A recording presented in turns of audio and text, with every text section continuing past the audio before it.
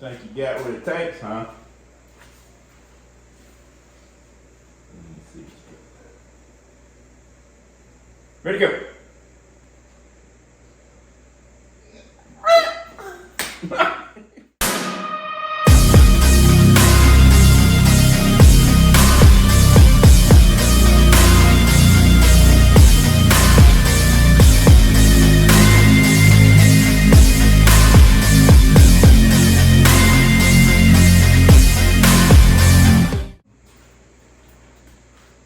What's going on, guys? New year, time to get back at it. Time to get our fat tails in shape again. Anyway, it's gonna be okay. You'll get through the diarrhea real quick. Anyway, let's go make this video so I can explain to y'all why I took a few months off from YouTube. It was really for me and my wife, for our relationship. We was getting a little rocky there for a little bit. I was aggravating her about carnivore, or I wasn't trying to, it's just really that's all I talked about. And I'm just gonna add on to that. During a little backstory is that during this time of his journey with the carnivore diet and trying to get the family involved in the diet, I was also in nursing school. So anyone who's ever been through nursing school understands how stressful and how time consuming that is. I was spending times where I was up till 1, 2 o'clock in the morning, and then going and working a full-time jobs. Yes, I worked a full-time job while doing nursing school, which was very time consuming, and finding that balance between family life, work life, and also being a nursing student on top of all of that. It was definitely challenging and very exhausting. And sometimes there was times that I just wanted to come home and relax, and instead it was like we were always talking about the carnivore diet, or having him be so passionate about something. I'm not saying that's a bad thing, it's just finding the balance between all of it is what we were lacking. And it had become very stressful on our marriage, for each other. But that's kind of like the backstory of why we had to take a break, or why he had to take a break from it for just a little bit until we could get settled and get everything done. I graduated nursing school, working still full time. So it's a little bit more of an easier balance now for us to get back into it and be encouraging. I mean, we're a real life couple, and we have our struggles, we have our ups and our downs, and yeah, just like everybody else. Yeah. Nobody's perfect. The only perfect person that ever walked the earth was Jesus, our Lord and Savior.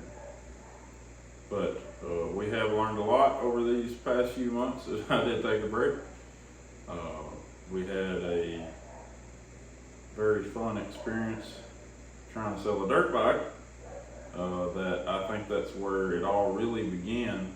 well, that was the head of it. That's kind of what brought everything to light, because we were basically hiding from each other. When I say hiding, I would say like more like emotions, and we just like, if we don't say anything, it'll just go away, or just things kind of just built up until basically this incident made us realize and open our eyes a lot to life in general. Yeah. And I'll let you explain. Well, I mean, it got us where we're actually talking to, like, we're not just shutting down. We actually tell the other person the way we're feeling, why we feel that way, and we try to resolve the problem and work out a way so the other person feels more comfortable in that situation. And that can be added to, anybody's relationship. I'm not saying that I know everything about relationships either, but that worked for us. Just open communication is key. Always tell the truth. Be open with each other. Be, sincere. Tell them what's wrong. Neither one of us can guess what's wrong with each other unless we tell each other. And how you gonna fix something if you don't know what the problem is? So, anyways, that's helped out I think that's probably like 95% of it, you know, that helped a lot. But the the situation we went through. The traumatic situation. Traumatic. Anyways, yeah, traumatic. So I had this 450 dirt bike. Brand new. Yeah, brand new, like a $10,000 dirt bike. It but, was yeah. over $10,000. Well, anyways, there was a guy that wanted to buy it, so me being a dummy, I should have never even offered to bring it. I should have made him come to me, and then that would have probably ended that because he never would have come. But we went and met him, and the moral of the story is my dirt bike got stolen. But this, I'll go ahead and tell y'all, this was in Jackson, Mississippi, and I didn't know how bad Jackson, Mississippi had gotten. And there's people just killing people for stupid stuff down there. So the guy did have a gun. I mean, he didn't wave it around, but I could see it in his waistline, and I wasn't going to unload the dirt bike till I had the money in my hand. But for some reason, I don't know if it was God just telling me to let it go or what, but I had my wife with me. I didn't have any of my buddies that could go with me that day. So my wife went with me, and she was in the truck with a gun. But, you know, who's to say she would have even got to the gun? You know, I probably would have ended up dead anyways. He was going to get that dirt bike, yeah, one way or another. I'm sure he was going to get it either way. And you don't really know what you will do in those situations. A lot of people are like, oh, I'd have pulled the gun first, or oh, I would have done this differently. And honestly, thinking back on it, like during it, after it happened, you don't know. And I had realized that, you know, I froze in that moment because it was like, did this really just happen? Yeah. Like, are we still alive? You know, we have two beautiful little boys that depend on us. And that was definitely very traumatic for me. And I still get terrified when he talks about Marketplace. Yeah. I kind of, you know, a little Yeah. a PTSD in a way, but not severe. But it was definitely traumatizing. But, you know, it happened, and either way, I unloaded the dirt bike, and he didn't like forcefully take it. He was acting like he was checking it out and all this stuff, and then he finally cranked it and shut it off, cranked it, shut it off, and then he was acting like you know, it's the clutch, checking the clutch, see if it was working, and then he finally, I was with him the whole time, but finally he just kind of jumped out in front of me, and he took it for a ride up and down the parking lot there, and then, you know, he was gone. So, and like she said, in that moment, it didn't feel real. But the moral of the story is, I really think it was a blessing for us. I know losing $10,000 ain't a blessing, but what come from that happening was me and her become closer as a married couple, you know. Yeah, in that moment, I have a bad habit of basically escaping the world to try to prevent dealing with certain emotions. And so I kind of like shut down, like my mind shuts down, and like I was kind of in shock a little bit. But at the time, he's the type of person that he needs someone to be there, you know, mentally and emotionally for him. And I'm not that type. I just kind of zone out basically.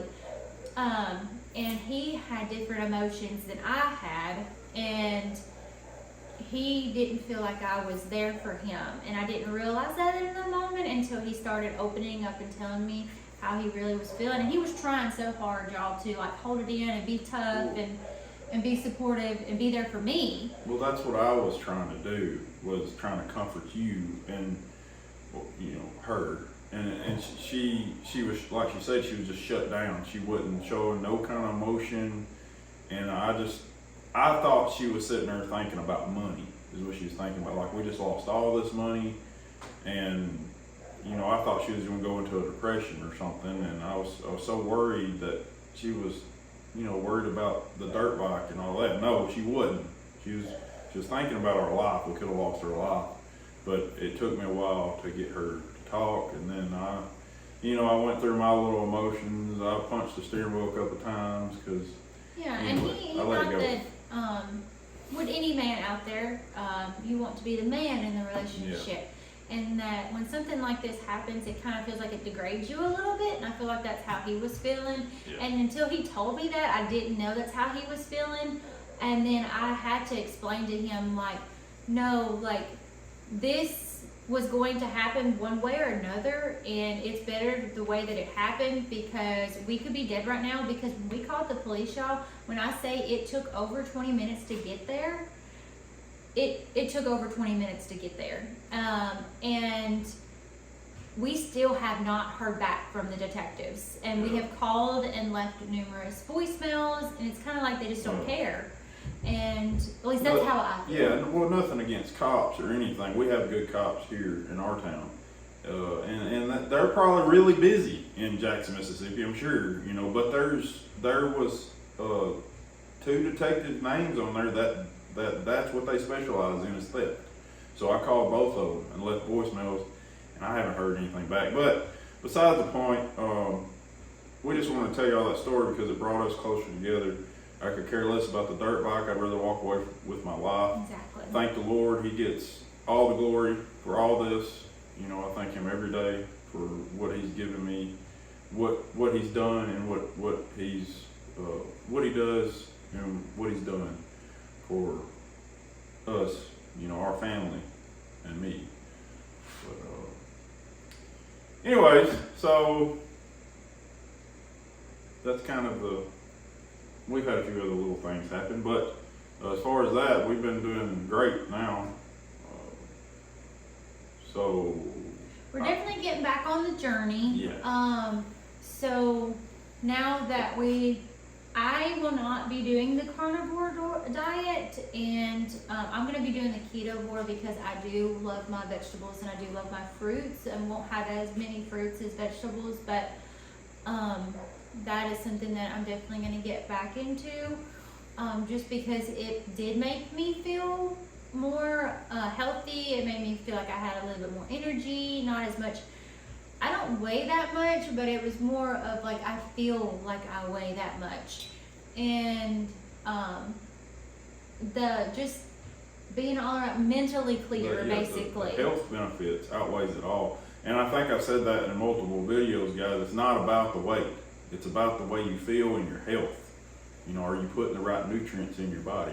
And that's why we will always come back to these diets. The carnivore, ketovore, whatever even the keto, whatever you want to do. I believe low carb is the key. I believe that our bodies run better off of fat, ketones.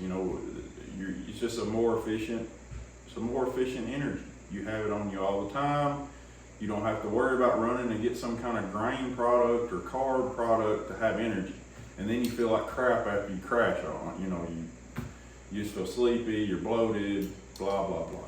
As we know from Thanksgiving and Christmas, we did, and I am not going to sit here and lie and say that in the future that taking a break for Thanksgiving and Christmas. I mean, who doesn't love traditional meals?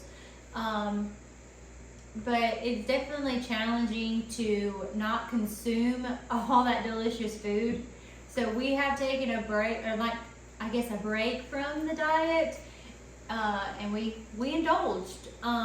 Granted, do we feel the best? Absolutely not. But it was definitely, nothing beats grandma's sweet potato casserole, Yeah, I got shooting pains running down my leg right now from my sciatic nerve. But, is it worth it? Yeah, probably in the moment while you're eating it's worth it, but after it's not worth it. But if you don't have as much chronic pain as certain people, you can deal with that better. Tiffany don't have as many chronic pains as I do, so she can deal with carbs and stuff better.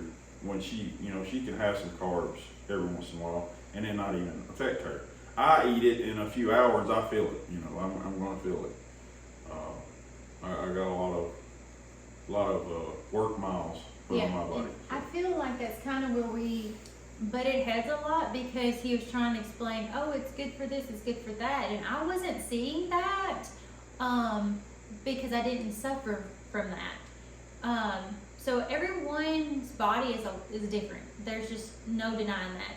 How your body functions is completely different. And me being in the health field, I see things a little bit differently than he does. But other than that, like, people manage it different. Like he was saying, he had the inflammation. Mine was more of mental clarity and energy. And from someone, inflammation come out of you too.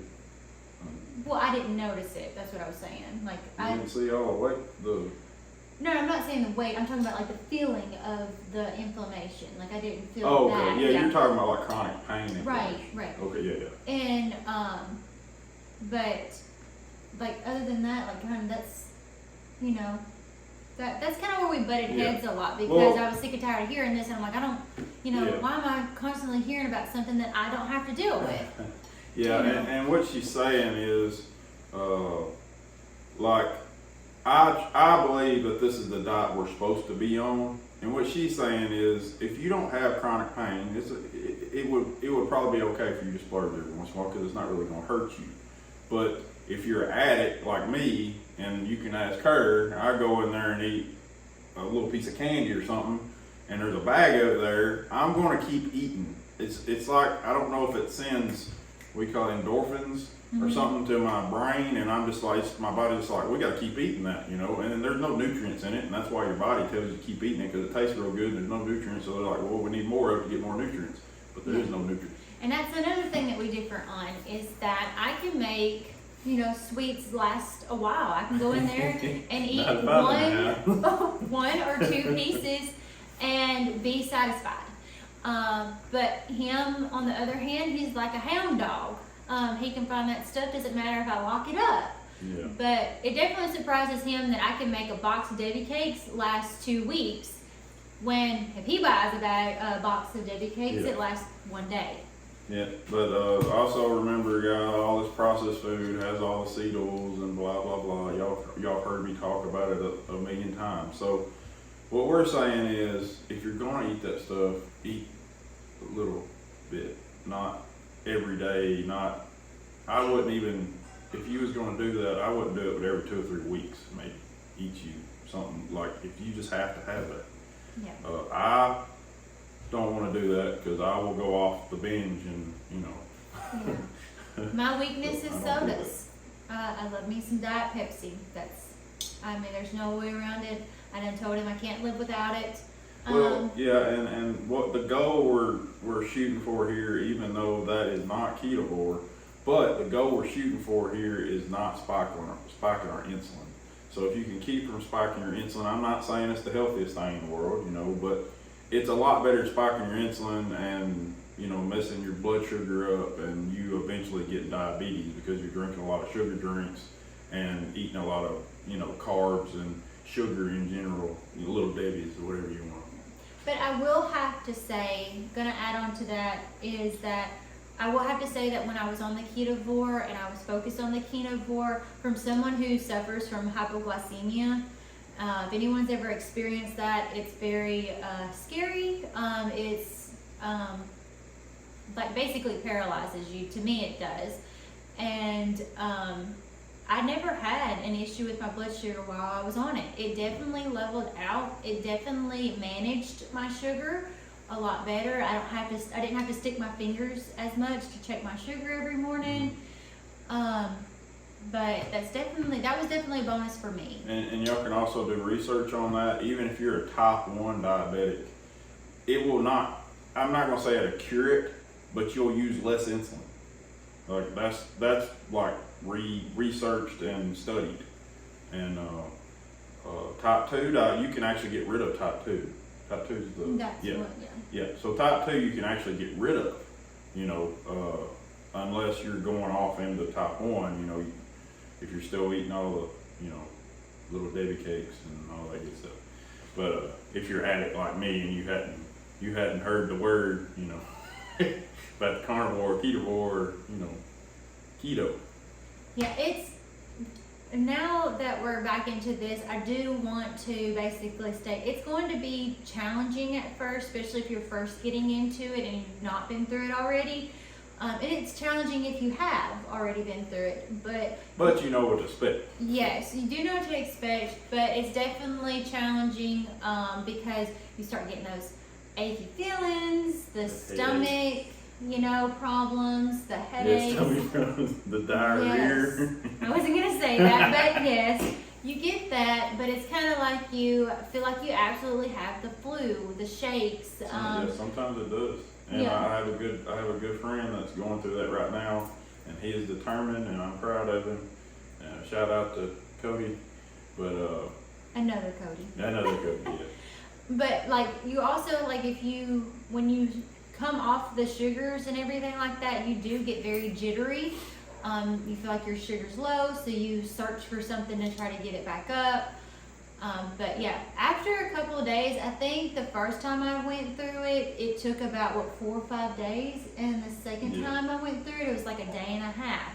Well, But that was me. The first time was a little over a week, wasn't it? Like you felt like crap for a while. Like you was like, I'm just gonna give up. Yeah, I did feel like that because I just felt completely awful, like I had the flu. But back then, I was just doing the keto, and I didn't know you needed as much fat, 1-to-1 ratio either. So this last time you did it, we managed your fat and protein a lot better. Yeah. This last time because I found out you needed more fat. The first time I did keto, I got constipated and stuff just because I was still trying to do it like the traditional way. I thought you needed fiber. This is before Dr. Berry and all them got real big. I didn't know that you needed the fat 1-to-1 ratio for you to be regular and everything to work right. And, anyways, fiber works fine when you're eating carbs, even though you don't even digest it. It's pretty much like eating wood, but it is. But anyways, so I went through that experience, and us together, it all worked out good. She did really good. I was, so proud of her. She, school and everything was overwhelming, and I understand, but she's about to get back at it, and she'll probably be all modeled up again for summertime in that bikini. No, but yeah, we're just making this video basically to explain our disappearance. Well, technically his. I'm not really big on being on the camera. I kind of like being behind the scenes. Yeah, but we might throw a few cooking videos or something. She might. enjoys that. I do enjoy the cooking. And maybe if y'all make a ruckus, maybe she'll get back on here with it. We'll see. Maybe over like 10,000. 10,000 Yeah, followers. 10,000, come on. Yeah. No.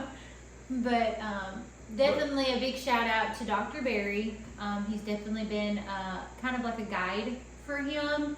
And that's all he talked about, let me tell y'all. Dr. Berry. Dr. Berry, Dr. Chafee, a lot of them, the Homestead Howe, he's a good one too.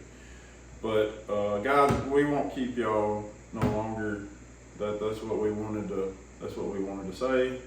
And thank you if you watched the video all the way through. Remember, like, share, subscribe. That's how we get out there, help as many people as we can, share all my videos. So if you like this, hopefully you did. We love you guys. Keep Jesus first. Armless, yeah.